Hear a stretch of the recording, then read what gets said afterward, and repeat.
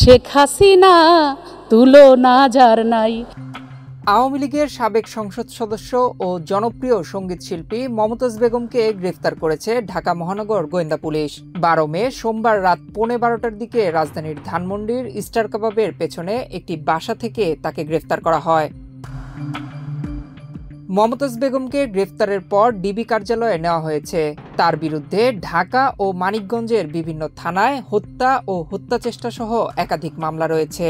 তাকে আজ মঙ্গলবার আদালতে হাজির করে রিমান্ড আবেদন করা হবে। এরই মধ্যে মমতাজ বেগমের ব্যাংক হিসাব অবরুদ্ধ করেছে বাংলাদেশ ব্যাংকের আর্থিক গোয়েন্দা unit, Bangladesh financial intelligence unit.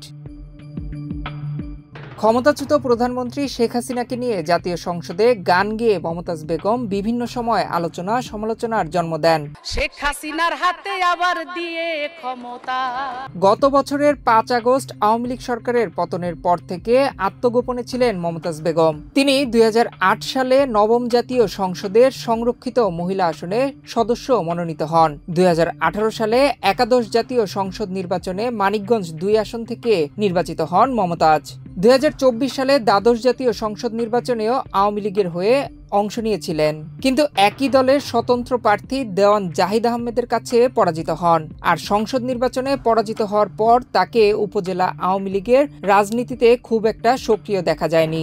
বাংলাদেশের উন্নয়নে পদ্মা সেতু দরকার। নয়ন বিশ্বাস, বাংলাদেশ প্রতিদিন।